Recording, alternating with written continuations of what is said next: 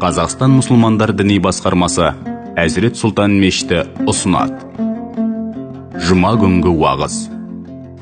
Алхамдулилlah, уассалату уассаламу аля расулилlah. Ассаламу алейкум, құрметті жамағат.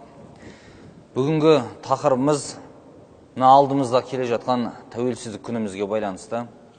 Баршамызға белгілі, Алла тағала кез келген қауымға нығметтерін берді де. Бағалағандарыныкін қай қауым бағалап, соны құрметтеп, соның парқына барып жатса, соның қадірін біліп жатса, оларға арттыра берді. Қадірін білмегендердікін үнемі қайта тартып алды.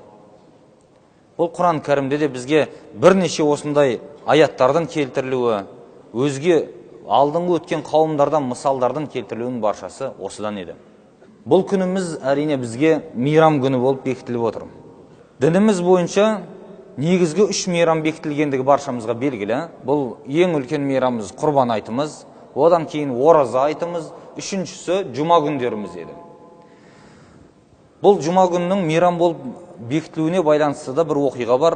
Хазірет Омардың уақытысында, халифалық дәуірінде бір кісі келіп Хазірет Омарға айтады, бұл яхуди адам еді дейді.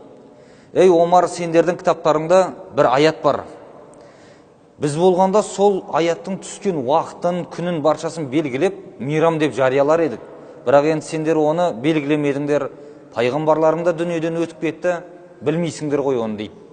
Қандай аят дейді? Әл-яума акмалту лакум динакум ва атмамту алейкум ни'мати ва радиту лакум ул-ислама дина.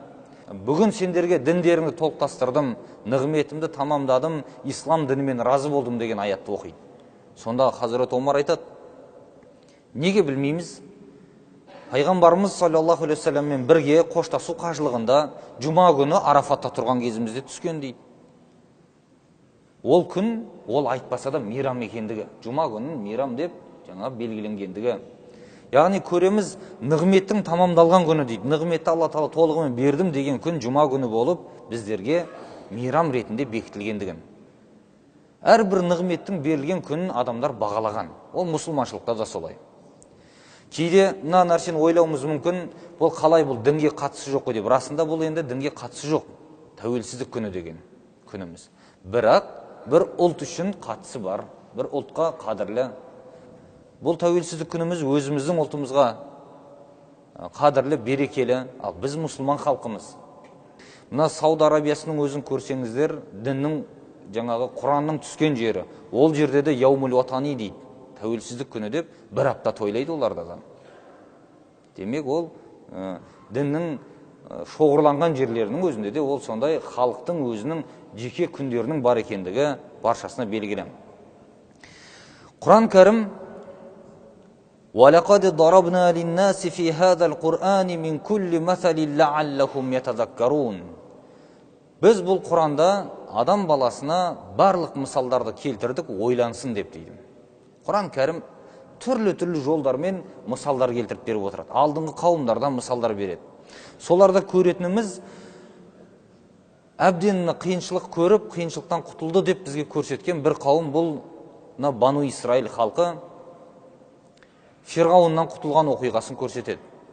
Сонда нығмет ретінде айтқан жерін көрсеңіз, وَلَقَدْ نَجَّيْنَا بَنِي إِسْرَائِيلَ مِنَ الْعَذَابِ الْمُهِينِ مِنْ فِرْعَوْنَ إِنَّهُ كَانَ عَالِيًا مِنَ الْمُسْرِفِينَ. Біз Бану Исраил халқын адамды қор қылатын азаптан құтқардық, Фирғауыннан құтқардық деп артынша Фирғауын сөзін айтады. Өйткені ол ысырапқорлардың, яғни шектен шыққандардың ең үлкені еді дейді. Одан асқан ысырапқор адам болмағандығын, шектен шыққан ондай залым болмағандығын мысал келтіреді. Яғни қаншама зұлымдық халыққа жасаған адам болса да, бұл зұлымдығымен қоса тұғиян деген нәрсе бар. Басқаға да өзі жақсылық жасамау, басқаға да жасатпау, және тіпті ең соңғы дәрежесі мен құдаймын деп айту өзін. Ана роббукумул а'ля деп, ең ұлы құдайларым менмін деп шектен шыққан адамды мысал келтірген Алла Тағала. Және Құранның бірнеше жерінде бұны қайталауы. Содан сендерді құтқардым, бұл ең үлкен нығмет деп айтады Құранда. Юзаббихуна абнаакум ва ястахиюна нисаакум. сендердің балаларыңды бауыздап өлтіріп әйелдеріңді тірі қалдыратын еді деп айтқан. Бұл деген сөз оларға берген нығметтен, сондай қиыншылықтан сендерді құтқардым, бұл үлкен нығмет деген. Уазаккирхум би айямилла дегенмен тікелей қатысы бар. Яғни Алланың күндерін еске алыңдар деген. Алланың нығмет берген күндері деп Ибн Аббас түсіндіргендігін көреміз. Демек, әрбір нығмет берілген күн ең берекелі күндері бір қауым үшін өте маңызды болып есептелетіндігін көреміз. Енді сол жерде көреміз, ғалымдарымыз, тәпсіршілеріміз айтады, ол қауымды Фирғауын еркек кіндіктердің баршасын өлтірді деген сөз түсіндірген уақытта негізгі белгілі бір уақытта өлтірілген уақыттар болған солай. Және ең зиялы деген, көреген адамдарын, абыройлы деген ең халықтың арасына беделділердің баршасын құртқандығын айтады. Мына тарихтың тарихқа ұқсастығы осыдан болады. Кешеде біздің өңірлерде Совет үкіметі болды. Бұл кеңес дәуірінде де өңкей ілгеріде жүрген зиялылар, халықтың арасында беделділердің де құртылып, көзінің жойылып кетуі, жандарының қиылып кетуінің бір мысалын қарасаңыз, бірдей сәйкес келеді. Айтпесе, оларда кейбір адамдарымыз айтады, ол қауымның ішінде еркек тұқым қалған жоқ еді деген секілді мысалдарға дейін келтірген. Жоқ, ондай емес. Еркек тұқым қалмаса, Мұса пайғамбар қайдан келді? Оның бауыры Харунда тірі жүр. Ер кісілердің бар екендігі ол қауымда да. Бірақ жаңағы белгілі адамдарды жойып жібергендігін біз білеміз. Демек, көрсек, біз жақта да кезінде мына Совет үкіметінің басында отырған Ленин, Сталиндер кешегі, бұларды бұл саясатты қолданды. Ең зиялыларды, бас көтеру ықтимал болған адамдарды құртты. Жалпы тәуелсіздіктің нығмет болуы, адам баласы бір елден бөлініп шығуы бұл бір бөлек нәрсе. Халықты еркін, азат бір ойға алып келу деген сөз. Еркін пікірге алып келу деген сөз, бұл ең үлкені ішіндегі. Құлдық санадан ажырату деген сөз. Құлдық санадан ажыраған халық ешқашан жер болып немесе артта қалмайды. Ол үшін тәуелсіздік міндетті түрде керек. Халықтың өсіп өркендеуі үшін, ой пікірінің дұрыс болу үшін, өзінің азаттығын сезініп, сол жолда даму үшін ең бірінші мына осындай азаттық, тәуелсіздік деген нәрсенің өте маңызды екендігі. Құран кәрімде «Вәлә ярда ли ибадихил куфр» деген, Алла тағала қарсы болған құлдарына ешқашан разы болмайды. «Ва ин ташкуру ярдаху лакум». Егер сендер шүкір етсеңдер, Алла тағала сендерге разы болады дейді. Шүкірлік деген нәрсе қалай? Алла тағаланың берген бір нығметін ары қарай дамытуға, өркендетуге талпыну. Дінімізде бөліну деген нәрсе ешқашан құпталмаған. Ол діни тұрғыда болсын, я басқа да тұрғыларда болсын, кез келген жағдайда бөлінуге дініміз қарсы болған. Мысалға, ислам дінімізде ұлтшылдық, рушылдық деген нәрсеге тыйым салынған. Өйткені адам баласының таңдамаған нәрселері болды. Адам ешқашан өзінің қай уақытта, қай жерде дүниеге келетіндігін, әке шешесінің кім болатындығын, қай ұлттан, қай рудан болатындығын ешқашан өзі таңдай алмайды. Бұл Алла тағаланың қалауымен болады. Ал сіз таңдамаған нәрсеңіз үшін елдің алдында мақтанып жүруіңіз, бұл жараспайды деген. Өзгеге тәкаппарлануыңыз. Дініміз соның үшін тыйым салған. Сіз таңдамаған нәрсе ғой ол. Не үшін мақтанып жүрсіз дейді бұлар. Ал әмір етілген нәрсе ұлт жанды болу, ұлттың дамуына, елдің дамуына атсалысу, ұлтын жақсы көру деген нәрсе бар дінімізде. Бірақ ұлтшылдық деген нәрсе жоқ. Ұлтшылдық деген бос нәрсе ғой. Менің елім сенікінен артық деген секілді бос әшейін мақтану деген сөз. Орынсыз. Соның үшін Алла тағала бұндай нәрсенің орын бізге көрсетіп беруінің себебі де сол. Солардың бірін көреміз. Ибрахим пайғамбар өзінің баласы Исмаилді әйелімен жаңағы мына мешіт қазіргі Кағбаның жанына алып келіп сол жерге орнықтырып кетіп бара жатқан уақытында ұзаққа шықты дейді.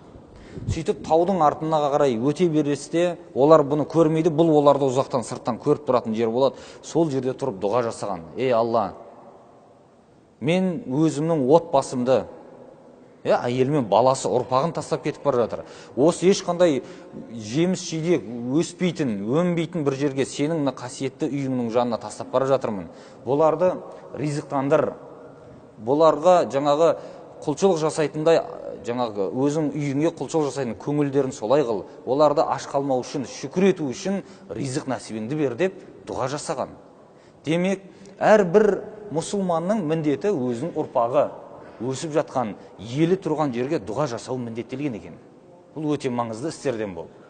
Мінекей Ибрахим пайғамбардың айтқаны осы еді. Соның үшін Құран Кәрімде